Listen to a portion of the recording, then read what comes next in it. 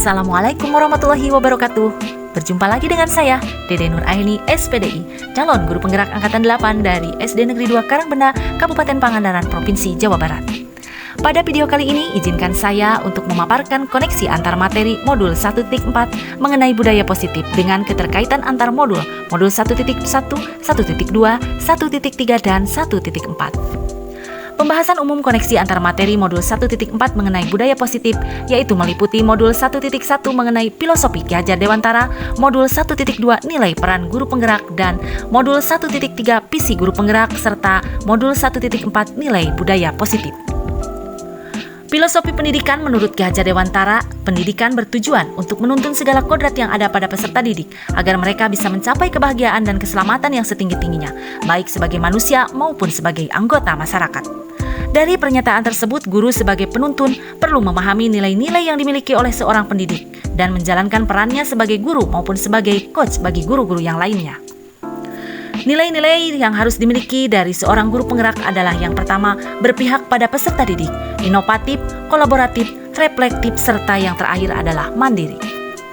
Sedangkan seorang guru penggerak harus berperan menjadi pemimpin pembelajaran, menjadi coach bagi guru yang lain, mendorong kolaborasi, mewujudkan kepemimpinan murid, dan bisa menggerakkan komunitas praktisi.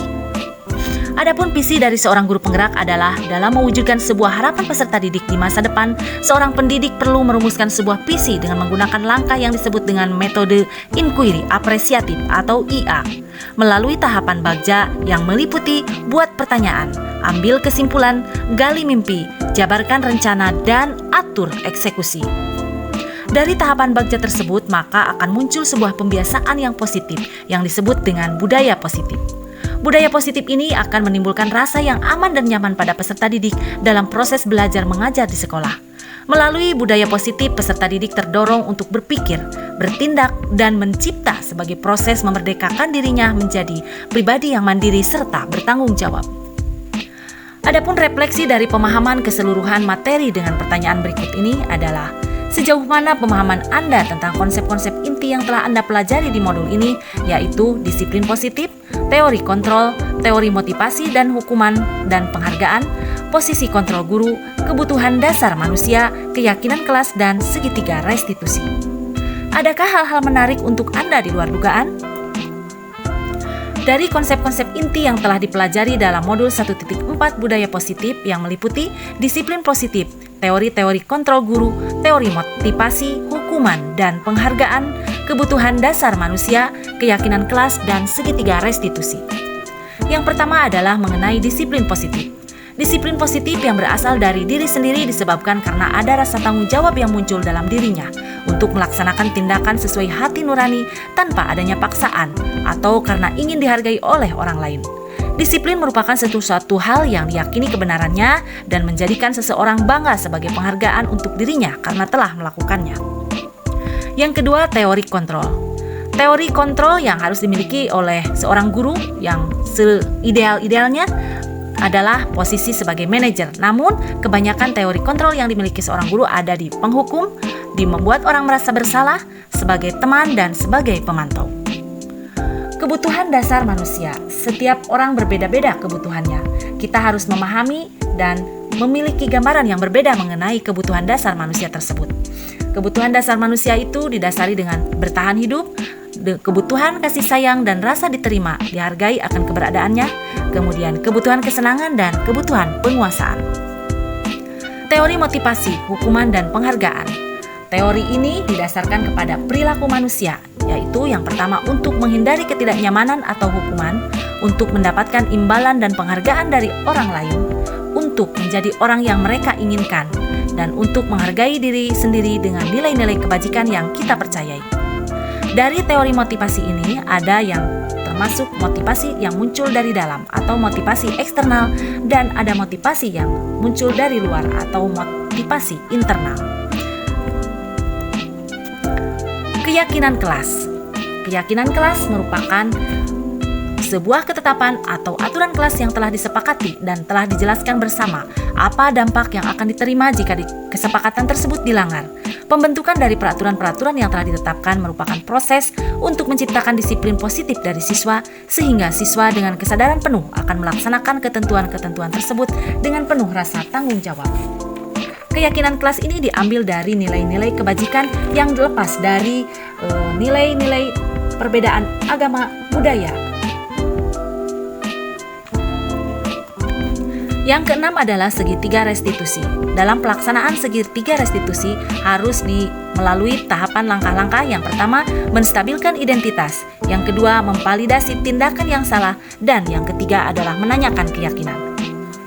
Pertanyaan-pertanyaan. Pertanyaan yang pertama adalah, perubahan apa yang terjadi pada cara berpikir Anda dalam menciptakan budaya positif di kelas maupun di lingkungan sekolah Anda setelah mempelajari modul ini? Perubahan yang terjadi pada cara berpikir saya sebagai seorang pendidik dalam menghadapi berbagai problem siswa adalah dengan memposisikan diri saya sebagai seorang manajer dan menetapkan tahapan-tahapan dari segitiga restitusi untuk membuat anak mengetahui bagaimana seharusnya mereka bertanggung jawab dari tindakan mereka dengan penuh keyakinan dan rasa tanggung jawab. Pertanyaan kedua, pengalaman seperti apakah yang pernah Anda alami terkait penerapan konsep-konsep inti dalam modul budaya positif, baik di lingkungan kelas atau di lingkungan sekolah Anda? Dalam menempatkan diri saya sebagai manajer di kelas, saya berusaha untuk lebih mendalami kebutuhan apa yang seharusnya siswa cari setiap melakukan tindakan tertentu, agar dapat membangun budaya positif yang memotivasi siswa untuk berpikir kritis. Saya mengajak rekan sejawat untuk bersama-sama memecahkan setiap masalah yang muncul dari tindakan yang dilakukan siswa, setidaknya memposisikan diri sebagai teman ataupun manajer. Pertanyaan ketiga, bagaimana perasaan Anda ketika mengalami hal tersebut? Perasaan saya adalah sebagaimana caranya saya bisa melakukan tahapan segitiga restitusi dengan tenang dan tidak membuat anak merasa takut ataupun tertekan. Saya berusaha memposisikan diri saya sebagai manajer semaksimal mungkin. Dengan berbagai pertanyaan, saya mengajak peserta didik mencari solusi dari setiap permasalahan yang ada tentang bagaimana peserta didik dapat mengembangkan pribadinya sesuai dengan kebajikan yang mereka yakini dan mempertanggungjawabkan semua tindakan dengan rasa ikhlas, bukan karena paksaan dari orang lain. Pertanyaan keempat adalah, menurut Anda pengalaman terkait konsep hal apa sajakah yang sudah baik? Adakah yang perlu diperbaiki? Menurut saya, hal yang sudah baik adalah penerapan keyakinan kelas. Baik saya sebagai seorang guru dan anak-anak sebagai murid sudah disepakati. Lalu, hal apa yang perlu diperbaiki adalah bagaimana guru menempatkan dirinya sebagai posisi seorang manajer, yang mana sebelumnya sering dilakukan adalah guru sebagai penghukum atau pembuat merasa bersalah. Pertanyaan kelima, sebelum mempelajari modul ini ketika berinteraksi dengan peserta didik, berdasarkan 5 posisi kontrol guru, posisi manakah yang sering Anda pakai? Lalu setelah mempelajari posisi ini, apa yang akan Anda pakai dan bagaimana perasaan Anda sekarang? Apa perbedaannya? Sebelum mempelajari modul ini ketika berinteraksi dengan murid, posisi yang sering saya lakukan adalah dengan memposisikan diri sebagai penghukum. Perasaan saya sekarang menjadi bisa lebih mengontrol emosi dan berusaha sebaik mungkin, lebih mendalami motif siswa dalam melakukan hal tersebut, sebagaimana cara mencarikan solusi bersama untuk menciptakan budaya positif.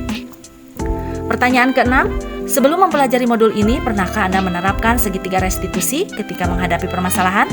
Jika iya, tahap mana yang Anda praktikkan dan bagaimana Anda mempraktikannya? Sebelum mempelajari modul ini, saya pernah melaksanakan tahapan segitiga restitusi, tetapi masih belum maksimal. Tahapan yang saya praktikkan adalah validasi tindakan yang salah dan menanyakan keyakinan meskipun dengan pertanyaan yang belum mengena di hati para siswa. Hal ini karena kurangnya pengetahuan saya sebagai pendidik yang harusnya saya bisa menempatkan diri saya sebagai seorang manajer. Dan pertanyaan yang terakhir, pertanyaan ketujuh, selain konsep-konsep yang disampaikan dalam modul ini, adakah hal-hal lain yang menurut Anda penting untuk dipelajari dalam proses menciptakan budaya positif, baik itu di lingkungan kelas ataupun di lingkungan sekolah?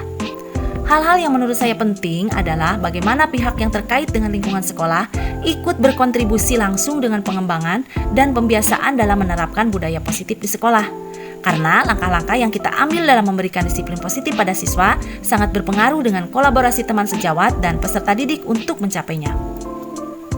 Sekian video pemaparan materi koneksi antar materi mengenai modul 1.4 budaya positif.